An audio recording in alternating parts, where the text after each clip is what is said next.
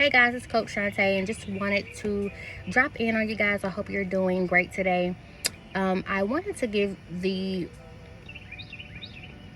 some premarital advice. Okay, so I've been married. I am not married now. This is not relationship advice at all.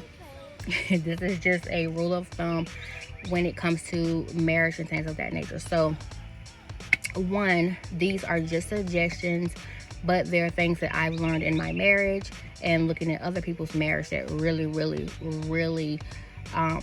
would help you if you're looking to get married or if you are in the process of getting married. So one, if you're in the process of getting married, please get some individual therapy.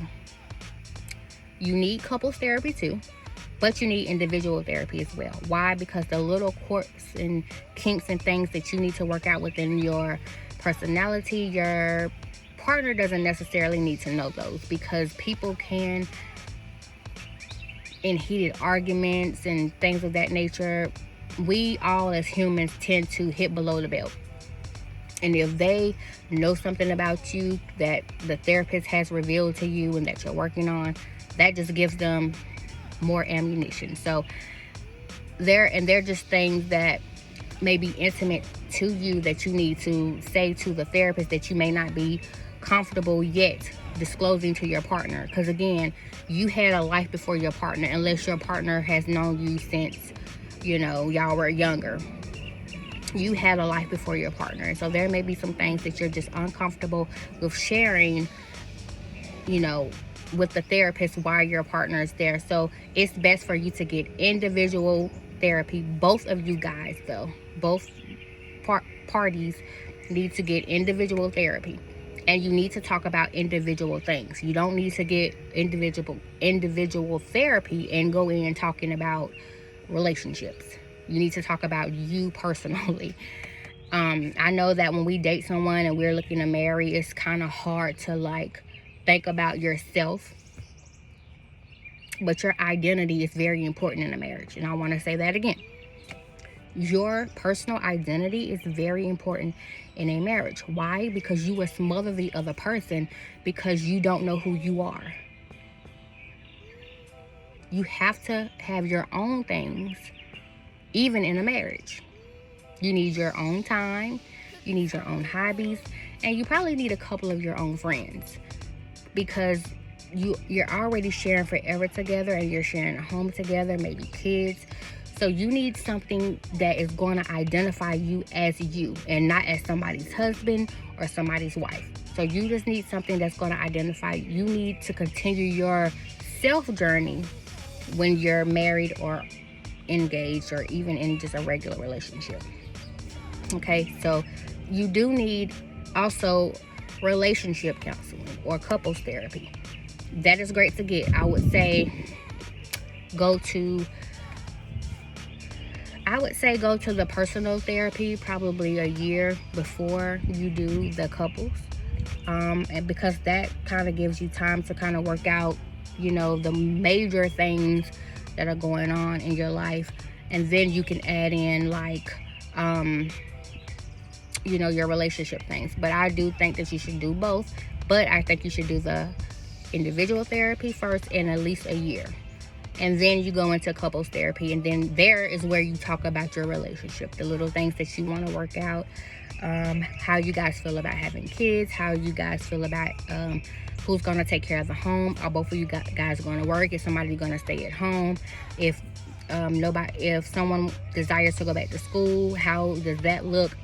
You need to use that time to literally map out your life, because it's certain things. If you leave out something, it's going to come up in your marriage and you're just going to be unprepared for it. So even down to if someone gets sick, how do we handle that? If in the event that you would have to, God forbid, but if you would have, one of you or your spouse would have to be put on life support, do you want me to revive you? Do you want me to, how long do you want to stay on there? Do you want to be on there at all? When you leave the world, how do you want me to handle your affairs?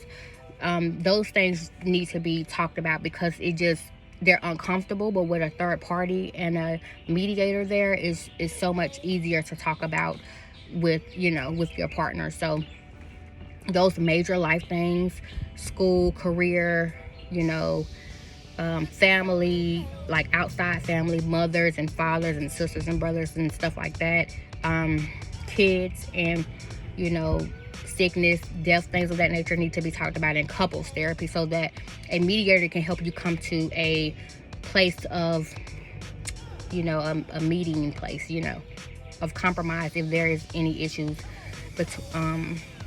in between, just that you guys don't agree on. And then if like you don't agree on major issues, then it's time to walk away. And I say that because you don't want to waste your time with somebody, or don't try to change somebody, or don't change how you feel about something based on what the other person is, if it's major. Like, for instance, for me, I have 3 children already, and I'm not looking to have any more kids. I love children. I would be looking to I could adopt, but me physically, I don't think I want to physically have any more children.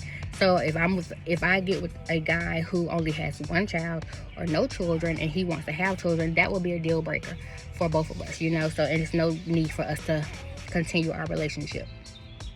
So those are important. And then you also, when planning your wedding, I would say you need to put more money into you need to put more money into the days after your wedding than your wedding. So instead of spending $50,000 on your actual day and wedding, I would say bring that all the way down, and then you spend money on the days after. Like, if you're gonna buy a house, that can be a down payment on the house. If you need a new car, it's a bee that flew in here. I hope you don't sting me.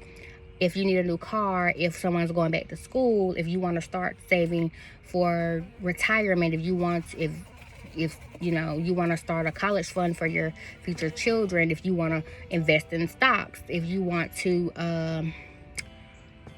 travel. So your honeymoon, I feel like, should be way more money than your wedding. So, like, for instance, if you have a $40,000 budget, I truly feel like that's a tad bit too much for a wedding. But I would say, do like 15 on your wedding, and then like, you have to, I think the honeymoon is so much more important, and the days after are so much more important. Like where you're living, what you're driving, the setup for later, because the wedding lasts maybe 15 or 20 minutes at the actual ceremony at the most, and then you have like the reception or whatnot. So a lot of it is just more like us as a society, it's more so like a braggadocious thing, like self-centeredness. This is what we can buy, this is what we can do, and it's like, just in order to have pictures and stuff, it's just overrated. I mean, so my advice is to invest in yourself, in inner self, and in time with your spouse. Like, your honeymoon is the most important thing after your wedding. So I feel like you should invest in that. Spending time after you're married with your spouse is very important. How you're setting your life up after that, again, stocks and bonds, education, who's working, who's not working, the house you live in, the cars you guys drive, those type of things. Because with a high wedding budget, you can pay off debt. You can go overseas and go to Paris or Africa, or anywhere. It's just, those experiences are going to be so much more fonder than that you spending money and having people there that barely deal with you, have barely dealt with you in your lifetime, and like trying to put on a show for like family and friends and stuff like that. So that's just my 2 cents on marriage. I can't speak on like the marriage itself, because I got married and was not supposed to get married to that person. However, I'm not jaded about marriage. Like, I'm a person who, like, I am a hopeful romantic, not a hopeless, but a hopeful romantic. I love love. I do want to get married again. I do believe that I am, you know, for one person. But however, I feel like in our society, not feel like, I believe in our society, we're just so braggadocious and, you know, flashy and show offy that we're always focused on the wedding and how the wedding looks and your dress and this, that, and the third. We're focused on that, and we're not taking into account your promises to spend the rest of your life with this person. And so you should be planning the rest of your life with that person instead of planning that one day. This is just my 2 cents. So this is Coach Shantai. I am Coach Shantai on IG and Twitter, and also on Facebook. I have free coaching sessions every Saturday from 10 a.m. to 12 p.m. You can also find me on mymentor.life/Shantai Douglas if you want to schedule a session or 2 or 3 or 4 with me. So that's how you can find me. You can leave a comment below and let me know if you are married already or if you're looking to get married and if this has helped you any. And I'll see you guys on the next video. Bye.